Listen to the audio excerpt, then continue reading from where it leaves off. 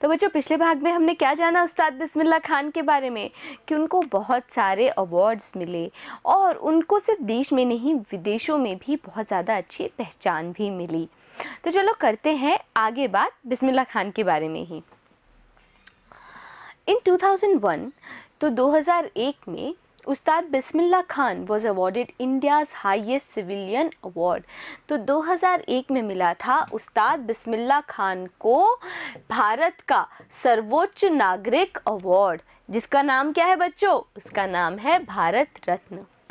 With the coveted award resting on his chest and his eyes glinting with rare happiness, he said, "All I would like to say is," तो जो कवोटेड यानी कि जो प्रतिष्ठित award था, जो कि रखा हुआ था उनके चेस्ट पर, छाती पर, और उनकी आय ग्लिंट कर रही थी, चमक रही थी एक रेयर, एक असाधारण हैप्पीनेस, खुशी से, ही सेड, उन्होंने बोला, all I would like to say, मैं केवल यही कहना चाहता हूँ, टीच योर चिल्ड्रन म्यूज़िक, अपने बच्चों को संगीत सिखाएं।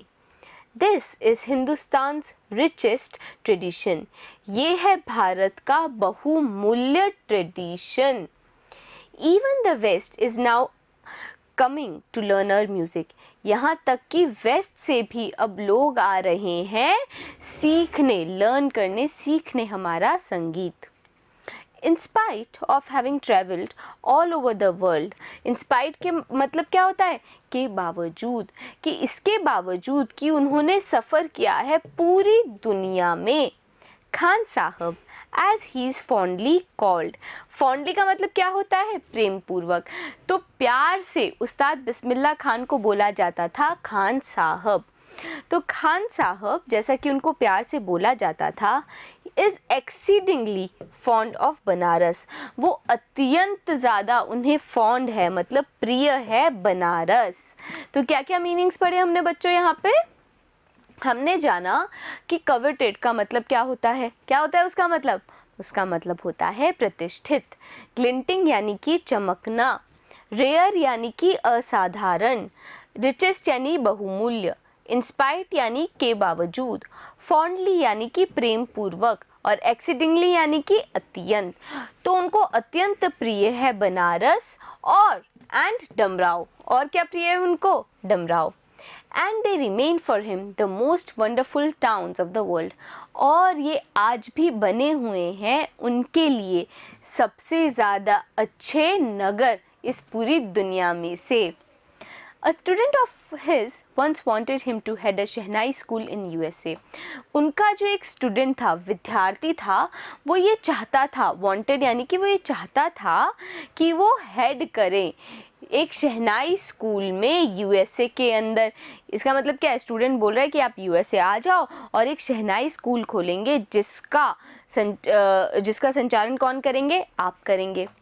एंड द स्टूडेंट, और ये जो विद्यार्थी था, उस प्रॉमिस्ड, उसने वादा किया, टू रिक्रिएट, कि वो फिर बनाएगा, द एटमॉस्फियर ऑफ बनारस, जो वातावरण है बनारस का वो, बाय रेप्लिकेटिंग द टेम्पल्स, प्रतिकृति बनाकर मंदिरों की, USA में ही। देयर, यहाँ पे देयर का मतलब है वो USA की बात कर रहा है। But Khan Sahab asked him if he would be able to transport river Ganga as well. लेकिन खान साहब ने क्या बोला कि क्या वो ट्रांसपोर्ट कर पाएगा, उधर ले जा पाएगा गंगा नदी को। Later he is remembered to have said, बाद में ये याद किया जाता है, remembered यानी कि याद किया जाता है कि उन्होंने कहा था, That is why wherever I am in foreign country, मैं कहीं पर भी किसी विदेश में हूँ, वहाँ पर विदेश में होके क्या बोलना चाहते हैं वो तो अभी हम जानने वाले हैं, लेकिन पहले जो यहाँ पे मीनिंग्स हैं हम उन्हें तो याद करें। तो देखो बच्चों, प्रॉमिस होता है वादा करना, रिक्रिएट यानी कि फिर बनाना, एटमॉस्फेयर होता है वातावरण या फिर माहौल, रेप्लिकेटिंग होता है प्रतिकृति बनाना।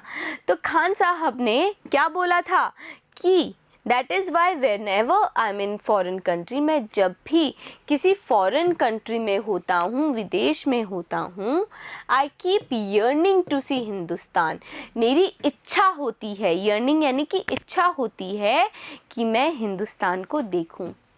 While in Mumbai I think of only Banaras, जब मैं मुंबई में होता हूँ मैं केवल बनारस के बारे में सोचता हूँ एंड द होली गंगा, और पवित्र गंगा के बारे में सोचता हूँ। And while in Banaras I miss unique मत्था इन डमराव, और जब मैं बनारस में होता हूँ तो मैं एक मत्था को, डमराव के उसको मिस करता हूँ। Ustad Bismillah Khan's life is a perfect example of rich cultural heritage of India. जो उस्ताद बिस्मिल्लाह खान है, उनकी जो ज़िंदगी है, लाइफ है, जो ज़िंदगी है, वो परफेक्ट, एकदम उत्तम एग्जाम्पल है, उत्तम उदाहरण है रिच कल्चरल हेरिटेज का भारत के। वन दैट एफर्टलेसली एक्सेप्ट्स, एक जो एफर्टलेसली यानी कि एकदम सच्चा है और बिना किसी मुश्किल के वो एक्सेप्ट कर लेता है, स्वीकार कर लेता है। That a devout Muslim like him can very naturally play the shehnai every morning at the Kashi Vishwanath temple. ये इस तरह का हमारा भारत का कल्चर है जिसने बिना किसी कोशिश के स्वीकार कर लिया है कि एक डिवाउट क्या होता है, एक धार्मिक, एक सच्चा मुसलमान उस्ताद बिस्मिल्लाह खान के जैसा वो इतने नेचुरली प्ले कर सकता है, मतलब प्राकृतिक रूप से इतने आराम से बजा सकता है शहनाई हर सुबह, एवरी मॉर्निंग यानी कि हर सुबह काशी विश्वनाथ मंदिर में। तो बच्चों बहुत सी अच्छी सी हमने बात जानी कि भाई ये भले ही एक धार्मिक व्यक्ति थे, धार्मिक मुस्लिम थे, पर फिर भी ये हर रोज़ सुबह इतने अच्छे रूप से काशी विश्वनाथ मंदिर में शहनाई बजा सकते थे। तो यहाँ पे हमने कौन कौन से मीनिंग पढ़े बच्चों? यर्निंग यानी कि इच्छा, परफेक्ट यानी कि उत्तम, एफर्टलेसली का मीनिंग यहाँ पे क्या है? धार्मिक या सच्चा। क्या ये बात सही है बच्चों? नहीं, एफर्टलेसली यानी कि बिना कोशिश के। हाँ जी बच्चों, तो मैं उम्मीद कर रही हूँ आपको मज़ा आया होगा इस कहानी को पढ़ने में।